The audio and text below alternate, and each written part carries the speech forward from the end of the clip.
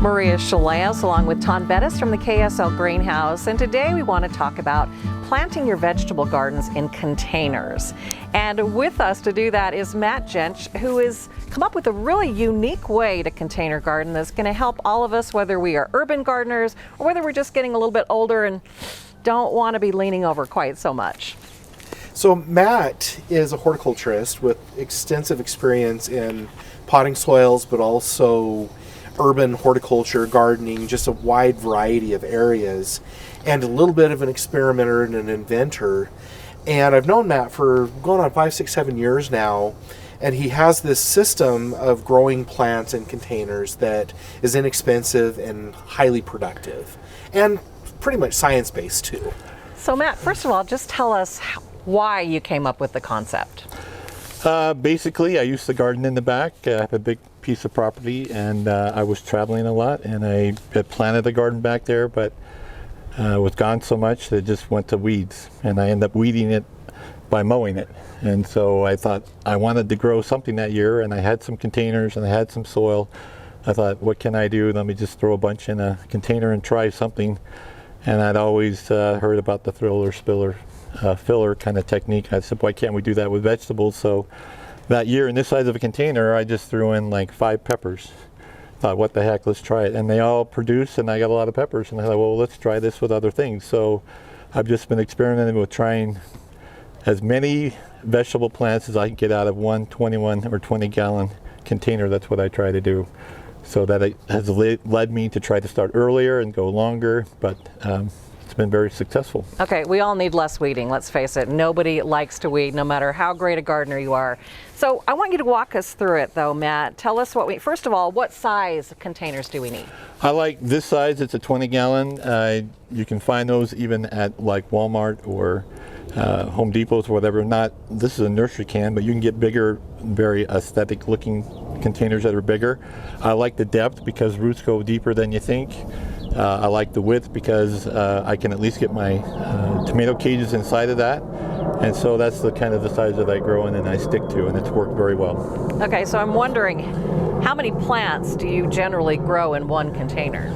If I start early, I can grow radishes and spinach and Swiss chard and carrots. I start those in there, and then as the season progresses, I usually put at least 3 tomatoes in there with a cucumber, or I've done 7 tomatoes in there before.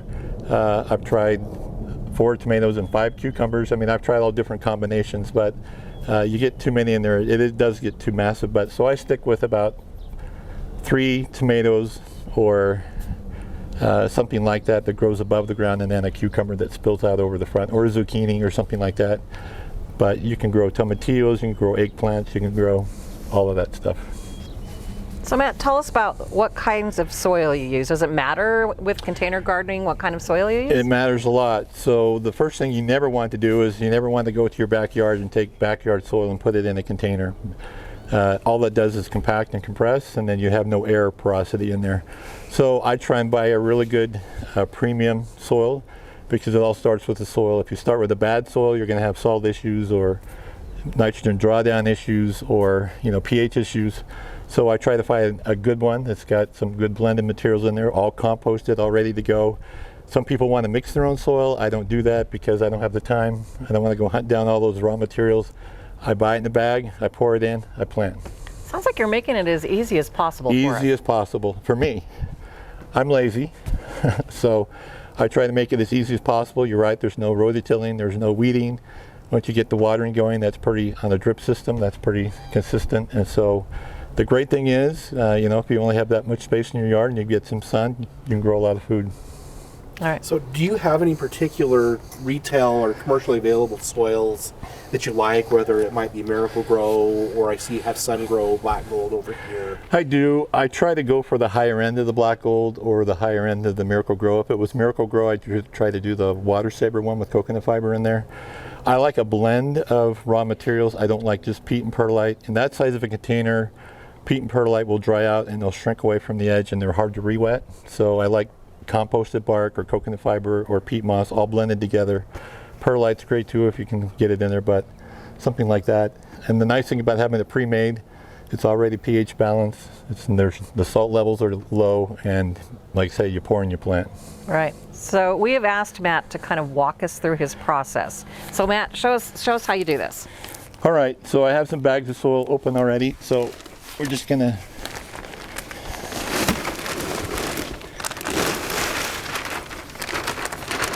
And you don't put anything down in the pot first? Nope.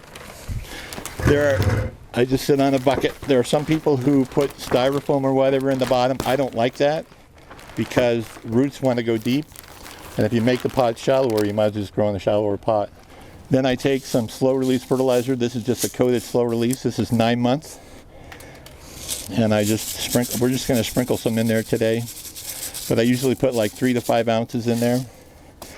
And then I blend that together. And I don't have to blend it all the way to the bottom, but I just want to get something kind of in the lower middle half that's going to last a long time. There are some organic slow releases you can use as well. If you like organic, that's great, use that. But I put that there, and then I add more on the top.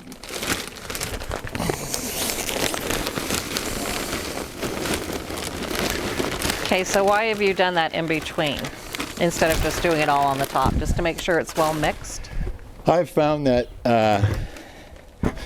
one, so that it's well mixed, but two, if I'm starting in March, then if I don't put a good release down there, then when I go to plant tomatoes or whatever in May, all that fertilizer is like gone. So the nice thing is, because it's so slow and it's there in the middle, when I plant tomatoes, and if I plant deep, guess where I'm putting the roots? It's right down there where I've already put that fertilizer. Right. So it's already there. So I never pack the soil. I just kind of wiggle it. And then I use another slow release, like a 3 to 4 month slow release on the top. And again, just kind of sprinkle that around. And this prevents you from having to fertilize all season long. Correct. And I like slow release. Again, whether it's organic or this kind of release, I just kind of do that, mix it in, smooth it out, and then I wiggle the pot. I never pack. Okay?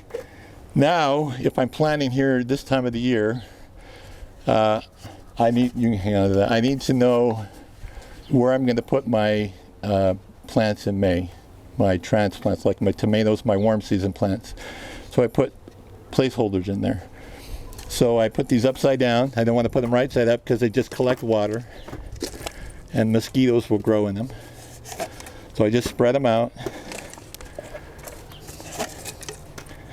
And I use plastic, not wax paper, because wax paper will break down and not be there at the end. Okay? So again, those are now my placeholders for later. So after my cool season plants are growing, I'll just come back and pull these out, and then I just put my tomatoes or cucumbers right where that hole is. It's already created. Okay, then I just take my finger tool and I just make a little trench. And I just decide, what do I want to plant here? If I'm going to plant carrots on the outside or radishes on the outside, I can do either way. But if I'm planting radishes, I just punch little holes in that trench.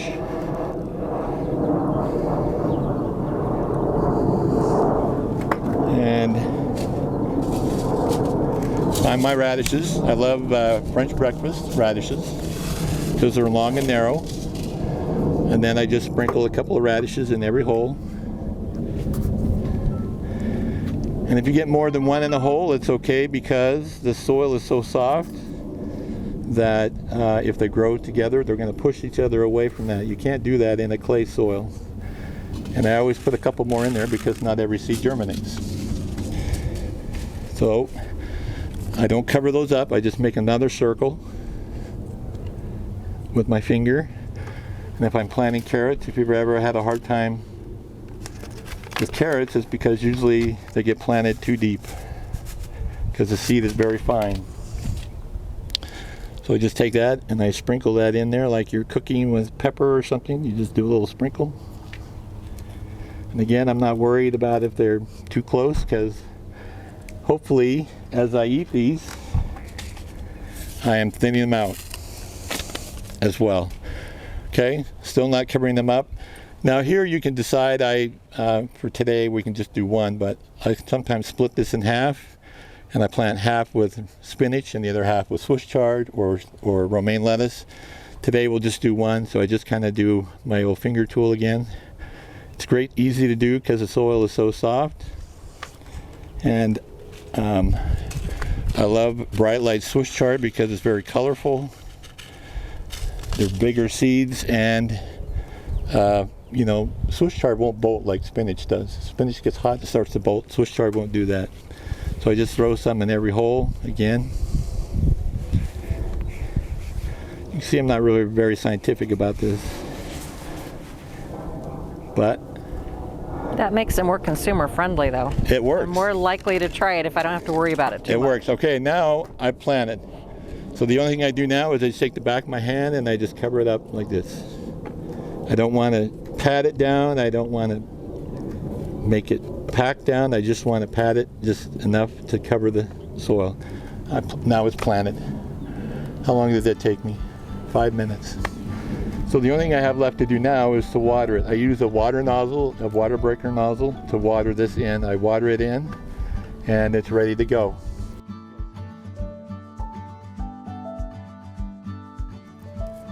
That's a water breaker nozzle. So it's just something that'll break the flow of the water. You never want to just throw a straight nozzle in there. That soil is so soft, it will just, everything will go flying all everywhere. So water breaker nozzle will actually help pack that soil just as much as I want to pack. I never pack it. So if somebody doesn't have that, would a watering can work? A watering can works great. Yep, watering can will work. So you've pretty much planted your entire salad in this one container. Yeah, Everything for your salad. yeah. It doesn't all come up at once. It doesn't all harvest at once, but you can make it so that if you want to do it this way, you pretty much have all of these cool season things that are going to grow now. All I have to do is get that temperature of that soil to 40 degrees. If I can get it 40 degrees, those seeds will start germinating. I can't do that with warm season crops because it's too cold and it will freeze still. But if I can get a cool season crop start growing, I'm ahead. I've already started. I don't have to go worry about if the ground's muddy or frozen. I can do these on my driveway up against my house. So I put these solar caps on them and then they warm them up. And I have thermometers in there to check. And yesterday, during the sunny part of the day, the soil was 65 degrees. So you've designed these solar caps, and you have a company called Containicus, and they're relatively inexpensive, but you sell them online. They're selling on my website on Containicus. How do you spell that? What's the... Contain, C-O-N-T-A-I-N-I-C-U-S, Containicus. That's .com? .com, Okay. yeah. And they look like this when you get them. So describe for us what these are made of and how they work. So these are made of a 4-year greenhouse film. So they're going to last. They won't break down in the sun. The UV breaks the plastic down. Basically, they're meant to go over a 21-inch container, no matter if it's a whiskey barrel or anything that's 21-inch. Another thing they'll go over is, Taun, this. If you can't find these, you can also buy smart pots from Amazon. This is a 20-gallon. You can fill that up with soil. These are about 15 bucks a piece, and they work. I've grown several years in these, and this cover will go over the top of this as well. I like them with handles just because they're easier to move around. This will heat the soil up and get it so where I can start growing cool season right now. When I start transitioning over to warm season, then I take those cups out. I'm already eating the radishes and the Swiss chard and the whatever else is in there. I take those cups out, I plant those deep, and put the covers back on for the first couple of weeks and get them going. So these covers, how long do they actually extend your season? How much earlier can you start? I would say at least 2 months earlier. Which in a shorter growing season that we have is really great. It is great. I would not be able to grow all of this in the one container without that, just because if I had all started everything in the middle of May to the end of May, it would be way too crowded. all this, the cool season will just be starting to grow, and the tomatoes and everything else will be crowding it or covering it. But since I can get it started early, I'm actually taking them out and eating them by the time I'm starting to put the warm season crops in. So using the covers and then growing from cool season to warm season, how many pounds of produce can you get out of one of these reasonably? If you're growing like 3 tomatoes and a cucumber, I can get over 40 pounds of tomatoes out of one of these containers and at least 30 to 40 cucumbers.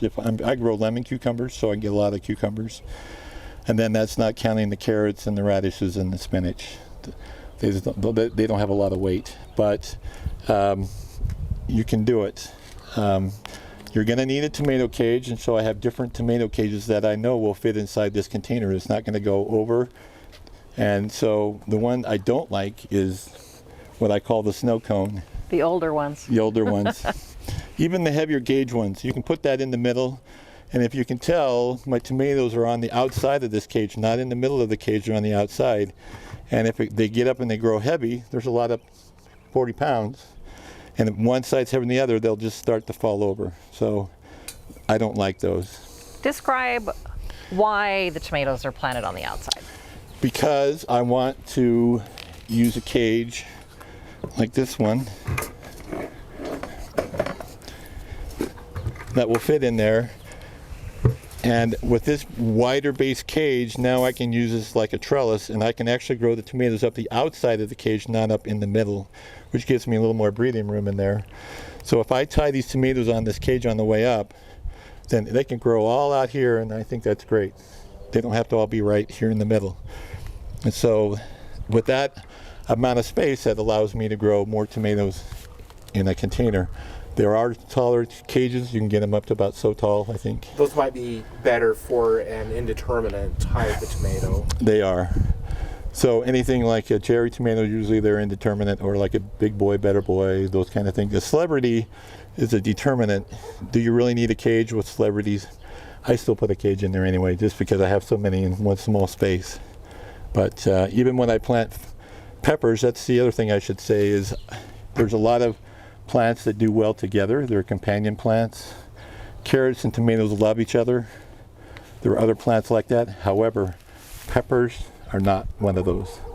They do not like to be in the same container with tomatoes or other stuff. They like to be all by themselves. They're very particular. They like to be in their own little family group. So I plant 5 peppers, whether it's a bell or a habanero or an Anaheim, all 5 in the same container. 4 on the outside, 1 right in the middle, and I use a cage, and they do great. So you can't do like a salsa mix. That's hard. It's not going to work. Snobbish peppers. They are. They're very snobbish. They don't like their neighbors. They like to be together. So another reason I wanted to feature this, and just container gardening in general, is that a lot of water conservancy districts are restricting how much we can water. Weber Basin's restricting people to once a week, which you can garden, but it makes things more difficult. And if you can hand water these or just use drip, they use so little water, you're still going to have produce even in the middle of a severe drought. Yeah, you're not wasting a lot of water. You have to learn how to water these, just because if water comes out the bottom, you have to make sure it's more than that. It waters through the whole profile and gets it wet. Watering can will work. One of these nozzles will work. Obviously, during the different time of the year, if it's cooler, you don't have to water as often, but as the plants get bigger, they transpire more water, and if it's windy and 100 degrees outside, you're watering every day, kind of thing. So you really do kind of have to think about where you're going to put your container, because you are going to have some staining if you put it on a Deck. concrete or a deck or something like that. You can get those little pot underneath the things that fit right over there under that pot. A dish. Dish, Yes. yeah. Mm-hmm. Those will help. You're still going to have some spillage over. There's a lot of water going through there. But the drip system works great. I've got mine set up on a drip system. The great thing about drip systems is you can use a timer. You don't have to be there in the morning when they go off. You set them in the morning every day to go off for 30 minutes or whatever. Check them when you get home if you have to touch up a little bit. That's all you're doing is touching up. While you're looking at it, if you see a little weed pop up, you just pull it. They pull right out. You don't have to hardly bend over to pull the weeds out. And I don't weed anymore. There's virtually no weeding. So we probably should take a look at your watering system, because I've noticed that you've got a really inexpensive timer hooked up onto the drip. Okay. So for a second, Matt, talk about what you have here. Obviously, you've put all of these containers in a row and you've put them in the ground. They're buried in the ground. I had this spacer down my driveway, and I used to have these up on blocks for many years, up on blocks, and I decided, you know what, I would try to take advantage of someone being buried halfway in the ground, just so maybe they would use as much water when there's so many plants in the summer.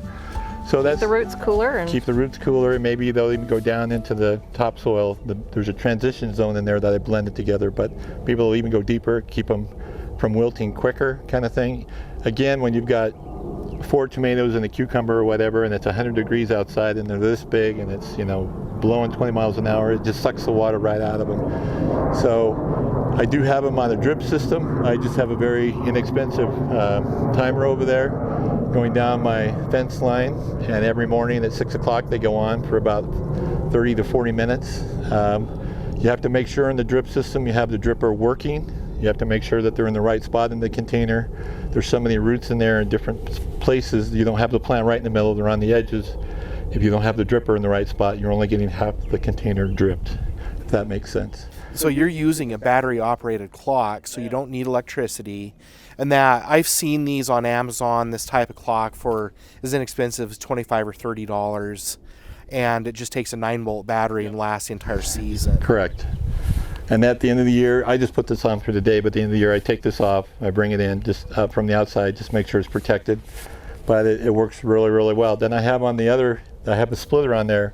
On the other half I have a hose with this on the end, and I go around and water whatever else I need to, or if I need to touch these up, you know, at the end of the day, I just go out and touch them up with that hose and the water breaker. Okay. So anybody looking at this video is going to be curious about this stack of carrots over here. Walk us over here and tell us what's going on here. So this was part of my tomatoes love carrots container last year, and we enjoyed all the tomatoes out there, and the carrots were growing great, and then we got busy at the end of the year, and we forgot to dig the tomatoes or the carrots out. So they've been in there all winter long. That's what of course they have really funny looks because they've been in there too long, but I just thought I would dig those out to show you that you can grow carrots in a container. Can you eat those now? They'll probably be kind of mushy. I didn't try one. Right. But I do have a sister that grows in a container, and she grows spinach all through the winter with a solar cap on there. It's not huge spinaches, but she picks off a few leaves, you know, every other day. Puts them in a sunny spot outside, and against uses the house. the solar cap, and she gets spinach. I've had Swiss chard in a container where I grew it all year long through the summer, and I wondered if it would come back. I didn't pull it out at the end of the year, and next spring it started growing again. So if you want to do that, you can do that as well. Some plants will grow from year to year. All right, you want to show us what's growing over in your pots over here? So these are peas that were planted about 2.5 weeks ago, and they're starting to come up. So you can see the temperature of the soil is 50 degrees, even though it's 10 o'clock in the morning. 50 degrees is a very good temperature for cool season crops. You mentioned the 40. If it's 50, even better. Yeah. And then this one has some radishes in it, and some Swiss chards popping up, and some carrots are around the ring, but here are the radishes starting to come up. And how long ago did you plant these? About the same time as these. So about 2.5 weeks ago. The thing about what gardening teaches me is you have to learn patience, because we're all instant gratification. You know, we think if we order something from YouTube or Amazon, we should have it tomorrow. You plant these things, and you just have to try and do the best you can to get the conditions right, and then you just have to wait. You don't always know what's going to come up or if it'll come up. The thing about this is, even if this didn't work or if it failed, I still have lots of time to start over. I can still grow a lot of other things here in this container this year if that didn't work, but it's beginning to work. And it likes the heat against the house, huh? It helps. I think that helps. That's why I put them here. But if you only had one spot in your yard that was sunny, if you have a cover, or even if you don't have a cover, you can grow a lot of stuff in the container. I'm just trying to help people understand, broaden your ideas, your perspective, that yeah, even if I'm in an apartment or a townhome, I've got a son and a daughter-in-law that grow 3 of these in their townhome in their front. They only have a south-facing front yard. They have no backyard, so they're growing them in their down their sidewalk. Well, a lot of people live in condos now. We have a lot of urban dwellers Right. who still are want to plant their own food. They're worried about being organic and all that. So can they grow their zucchini with your trellis system like this? I've grown zucchini in these containers, yes, but I also just grow not just zucchini in that container. To me, that's not enough. I'm putting tomatoes and the zucchini. And they get along. Yeah, and the zucchini spills over the front. It's my spiller. I always think of one spiller plant, whether it's a cucumber, a melon, a squash, a zucchini, something that's gonna, because I have all this room around the pot that's just not taking up any space. So why not use it? It doesn't need the concrete to grow, and it just needs the pot to grow, and it can spill out over onto the concrete. So that's why you have spaced these so far apart, right? Yeah, exactly. Get And it. my wife thinks they should be farther apart because there's so much food going on in there. We have to go in there and kind of go hunt and find things. So, cucumbers and tomatoes and tomatillos spread all over in there.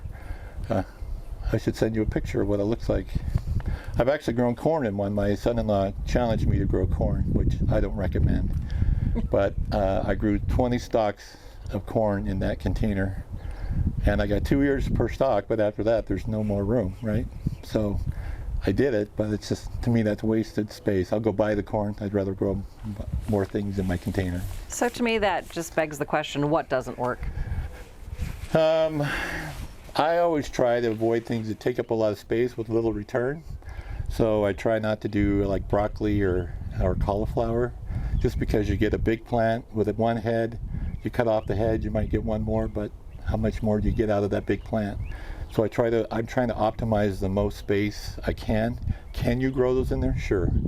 Big root crops like really big onions or kohlrabi or things like turnips, I usually don't do that. They just take up a lot of space like that. So again, my goal is to get as much as I can out of that limited space. So what can I do that will help me do that? So I'm trying to grow things down in the ground, things up out of the ground, and things out over the edge. That's what I'm trying to do. So biggest tip, I mean, what's the biggest thing people do wrong when they start trying to do something like this? Good question. I would say one of the first things they do wrong is they buy the cheapest soil they can find. That's not a good idea. Don't cheap on the soil. The other thing they have to really realize is that these soils don't have fertilizer in them. Even if they say they have a fertilizer, that's not enough for the amount of plants I grow. Add more fertilizer. You can see I added 2 layers. And the other thing is just make sure you're watering it correctly. Don't overwater it, but make sure you water it enough so they're not wilting, to So death. I hear a new gardener saying, okay, well, how much is too much water? How do I know? You water it. The thing that you really want to do is water through the profile. So you want to make sure water gets all the way through the center of the pot, not just on the outside edges, but all the way through the center. Should I show her my half pot? Yeah. All right. So I did an experiment. This is my experiment where I grew 3 tomatoes in that half container. Okay. So what I was trying to show is that when this soil dries out, it comes away from the edges, and water will just run down the edges but not water through the center. So I grew 3 tomatoes and I let it dry out, and then I just held a hose over that, and I actually have that as a video to where you watch where the water goes through that profile, and it doesn't go right down through the middle like you think. It goes to the edges and down, and it comes out the bottom, and it, like after 30 seconds, water's coming out the bottom. You think, oh, I'm done. No, you're not done, because the center is still dry. So you have to sometimes even have 2 pots. You water one, stop, water the other one. Go back to the one, go back to the other one. Maybe do that even with a hand. If you have a watering can, water it, let it all soak in. Come back 5 minutes later, water it again. You're trying to get the water all the way through that profile.